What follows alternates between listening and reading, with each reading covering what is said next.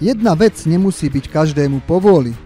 A síce gitarista alebo gitaristka musí mať ostrihané nechty na ľavej ruke. Dobrá správa je, že stačí na ľavej ruke, ale musia byť ostrihané, lebo inak sa ti nechty môžu zabodnúť do hmatníka a už ich v živote nevyťahneš. Nechty prečnievajúce brúško prsta ti nedovolia správne pritlačiť strunu. Môžem povedať, že aj keď som šiel do štúdia nahrávať videá pre prvú lekciu, tak som si pri samotnom nahrávaní uvedomil, že mám dlhé nechty na ľavej ruke a to nemám dlhé nechty. Ale že už vlastne, keď som chcel zatlačiť, už som poriadne zatlačiť nemohol. Vítam ťa pri nácviku tvojho prvého akordu EMI. Mal by som povedať to, že EMI, alebo veľké EMI, alebo malé EMI, alebo E-moll, alebo malé E-moll, alebo M, či malé M, alebo skrátka stále sa jedná o molový akord postavený na tóne E. Prvý, tretí, piatý tón z molovej stupnice, zo stupnice E-moll, to budú práve tóny, ktoré tvoria akord EMI. EMI je najjednoduchší a asi aj najkrajší gitarový akord. Hrá sa naozaj jednoducho. Prostredníkom zatlačím strunu A na druhom prášci a pod ním na druhom prášci zatlačím prsteníkom strunu D. Dbám, aby som obidve struny držal pevne a po jednej ich vybrnkám. Pokiaľ mi neznejú oba tóny pekne, snažím sa o lepšie pritlačenie a pritom striedavo brnkám na strunu A a strunu D. Palec držím v strednej línii krku, zhruba oproti v medzere medzi ukazovákom a prostredníkom. Pri držaní akordov dbám, aby prsty, ktorými držím akord, vytvárali oblúčik. Je to vlastne fyzikálna záležitosť. Pri oblúčiku totiž prsty dopadajú na strunu oveľa kolmejšie, takmer kolmo, a tým pádom dokážem vyvinúť poriadne veľký tlak. Hociaké iné držanie akordu nie je schopné pritlačiť strunu k hmatníku tak, ako práve oblúčik. Chvíľku sa povenujem oblúčiku a až to bude v poriadku, vybrnkám najprv struny, ktoré držím, teda pri EMI sú to struny A a D. Ak mi už hrajú čisto, vybrnkám celý akord od hrubej struny E6 po tenkú E1.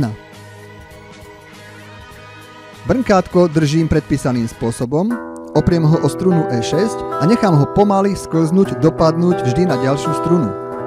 Počúvam, či každá struna vydáva pekný tón.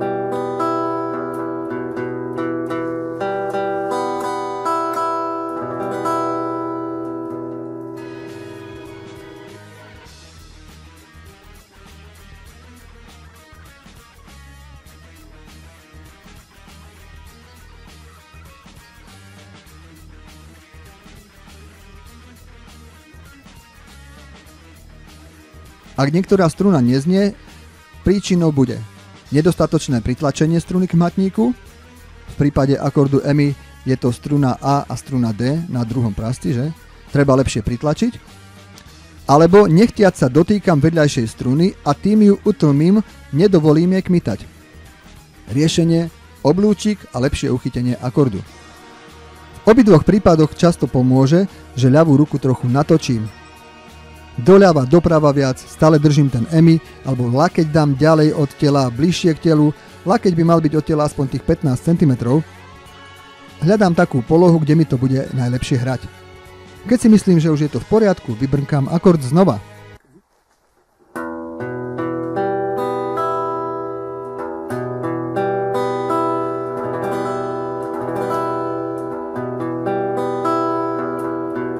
Keď mi hrá pekne, snažím sa ľavú ruku už nepohnúť a hrám.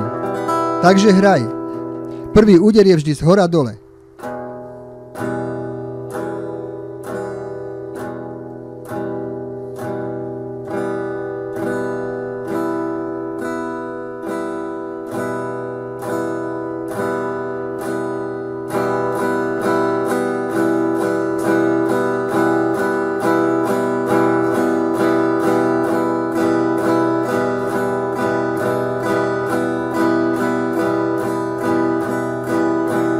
Hraj, dole hore, 2-3 minútky. Potež sa zo svojho prvého akordu. Skúšaj hrať silnejšie, slabšie. Skúšaj si nájsť pohodlné držanie akordu. Pohodlné držanie brnkátka. Hlavne neprestávaj hrať. Dole hore. Počúvaj zvuk gitary, tvoj prvý akord. nezastavuj sa a ver si. Nevadí, že hráš jeden akord. Dobré kapely dokážu hrať na jednom akorde aj niekoľko minút. A EMI je naozaj krásny akord. Nič nerieš, netráp sa, že je to nepresné. Ak ti niektorá struna nehrá dobre, počas hrania hľadaj príčinu. Možno slabo tlačíš na strunu, alebo sa dotýkaš struny, ktorá má znieť. Alebo potrebuješ vytočiť trochu ruku. No jasne, môže ťa ruka aj bolieť. Je to tak, gitaristom sa človek stáva prekonaním jednotlivých krokov, lekcií. To sú však iba prekážky a ty už máš spôsob, ako ich zdolať. Vitaj medzi nami, čo sme sa zamilovali do gitary.